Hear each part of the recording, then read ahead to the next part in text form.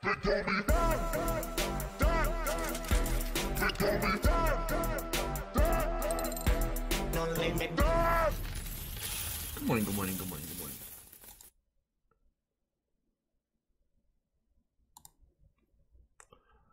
morning. $190 billion. We hit 192 all-time high. Bitcoin was at what, 7,200 at one point. And the thing was, when we hit 6,000, people really thought that it might retrace back down to 4, and now it's hitting 7,000, and people are wondering. The only difference is we're still so early.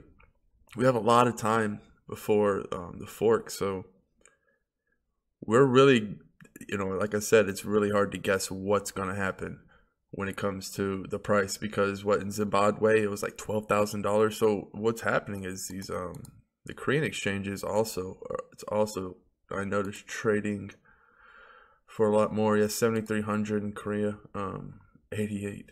What's that? Really? All right. Go to top volume. So that matters really. Wow. So I mean, Bitcoin is just all over the place when it comes to the volume has been absolutely just killing it.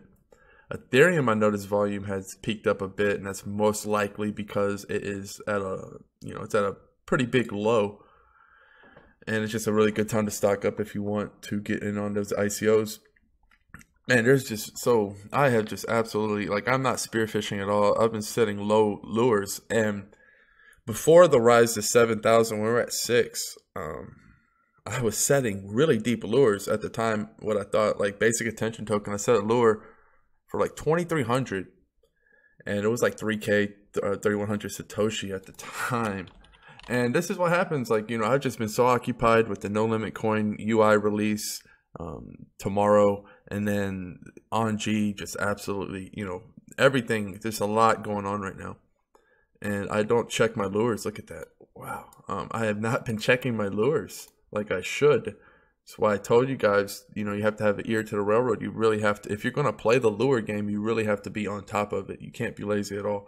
And, it was just slipped my mind, and I would have easily been on top of this. But this is what can easily happen when, let me go show what happened. So I had my lure set early, about 2 days ago, early in the day.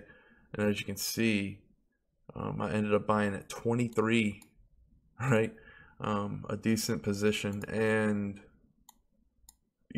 at 20 or 30, just what I had left over. And then it was free fall, and I scrambled to get some more Bitcoin on here, but it was just wow. So it absolutely smashed the lures. Now, because anytime I see Bitcoin go on a run, I cancel all of my lures. I automatically cancel them, and I'll set them about 20 to 30% lower. That's basically what saves me from overpaying. So yeah, I paid at 2,300, and it got down to 1,800. That's a big difference. So it's very, very important not to fall asleep if you are setting those lowers, because when Bitcoin goes up, it doesn't go up a little bit. Bitcoin steams forward, and the altcoins are the fuel. It just burns altcoins on the way up, basically, because everyone's dumping their altcoins for Bitcoin. So we're seeing kind of the ebb and flow, because we're starting to see, it's not like last time at all. Holler EOS just absolutely destroying. I'm so glad, because I was looking at it and I was like, man, when it was at about $1, I was like, man, maybe I should sell, because I think it could, easily go back down. But then I was like, man, you know what? I just don't want to. So I'm glad I didn't. I'm really not looking to sell any altcoins during this time. I just don't think it makes sense to sell altcoins when they're at their all-time lows right now, basically. Just doesn't really make sense to me. A lot of people are waiting right before the fork. That's a great idea. I have been stocking up on the altcoins all month. I'm not going to stop. I'm going to buy basic attention on token 23. Wouldn't have bought it at 23 if I was on my shit, but ideally I'm going to be buying it at 18, 19, and having lures set all the way down, and just keep buying it to more drops, because those are just the coins that rebound quickly. Syscoin, holler at Syscoin, SYS coin the whole time. Syscoin. I watched a 2-hour interview with Syscoin's team back in 2014, old school. I just wanted to see, and it's amazing these projects have been around a while. So getting me a few more master nodes of the Syscoin. Let's see. What else was a really good deal? There were so many good deals. It was Walton just fell off the face of the moon, didn't it? That's just one of those coins. I told you it was a really, really bad time to have a coin that had major gains during this time, because people could easily dump for Bitcoin. And that's what people did with Walton. You know, so many people came up so quickly, and it was just a curse of its own success. It happens to the best of them. But yeah, just absolutely fell off the face. But it's people just saying, hey, I want Bitcoin, and I can make, 2x the Bitcoin if I sell now that I had when I invested. Absolutely nuts. So yeah, just like Chainlink was absolutely dead. What was Chainlink at? Syscoin got down to 2,100 Satoshi. I was so pissed. I got a small position last night. See, I mean, it's easy to get burned if you're rusty, like if you're not really, really on it. It's not even about being rusty. It's about being on it. So I got let's see. Let me get it on there. Syscoin. I got some at what, 2,800. Thinking I was smart. Look at that. And I did not. It's the same thing. I just fell asleep with my foot on the gas.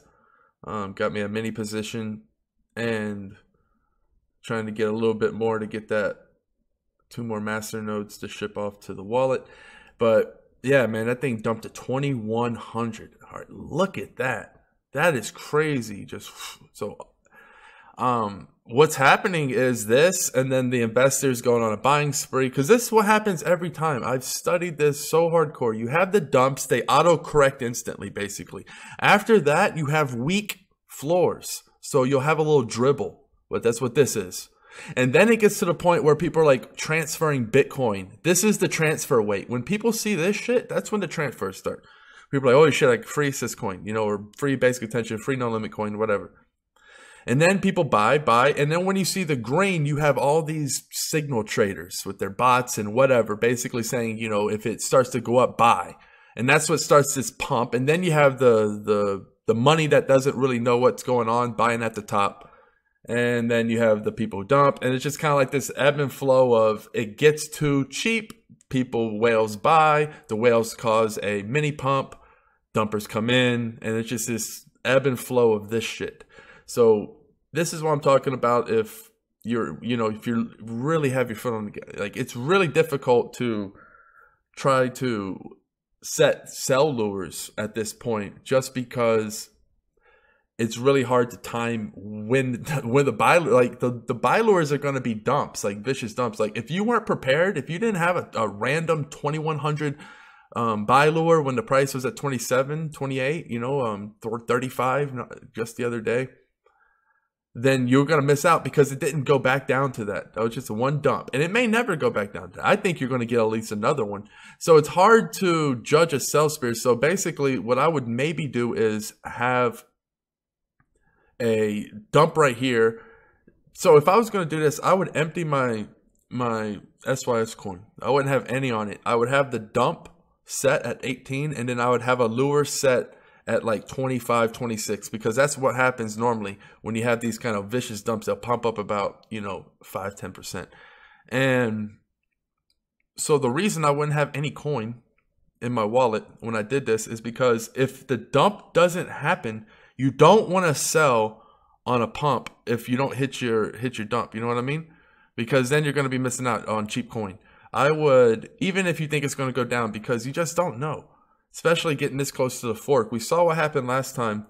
The best time to get the coins in July was about 2 to 3 weeks prior, during that one really, really big crash. Everyone that went through it knows what I'm talking about. And then people were expecting a worse crash, but it didn't happen because all the people were like, well, the people that were thinking like me, getting all the altcoins before instead of after, because they realized that Bitcoin kind of filled out in this circle of awareness once it hits the threshold right before the fork, because that means all the people who wanted the free money, and then of course afterwards, you never know what the fuck's going to happen. Honestly, you just don't know with Bitcoin, because it could be, a lot of big money could rush in then, because it's like, okay, the vicious fork is over. Bitcoin proved itself once and for all. We're not missing the boat. This thing is totally good.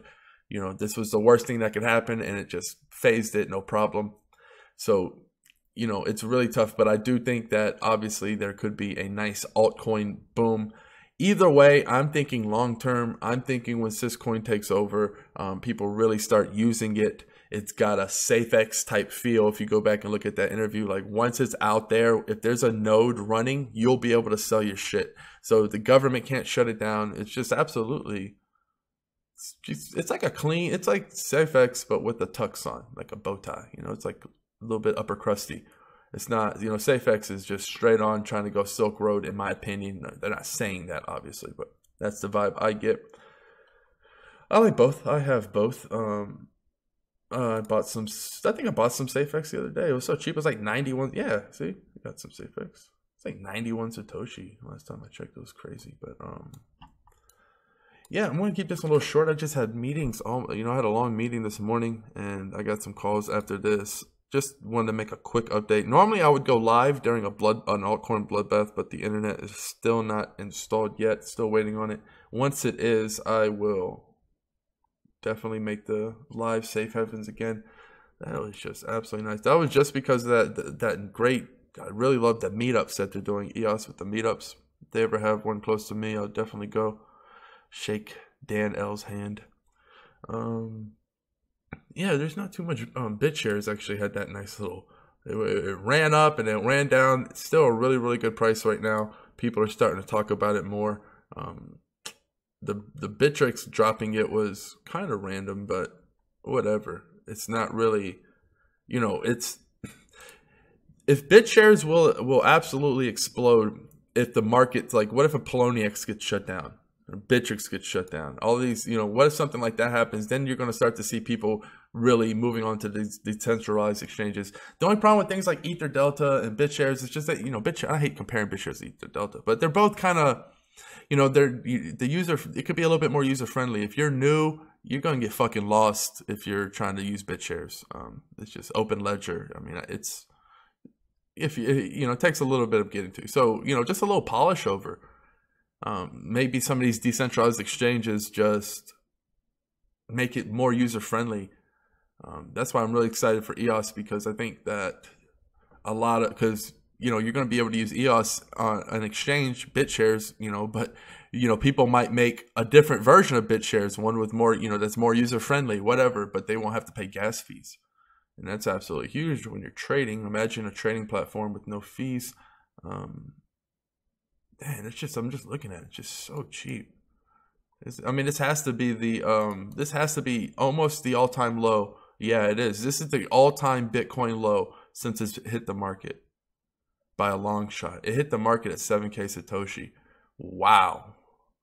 Right? And then just absolutely, look how high that got. That is nuts. 12,000 Satoshi. Now it's at 2. And see all those Batman hits. But yeah, just a really good time to buy the alts. People are forgetting about them. Don't sleep on those alts. Yeah, I'm going to keep it nice and short here. Cheers. Peace.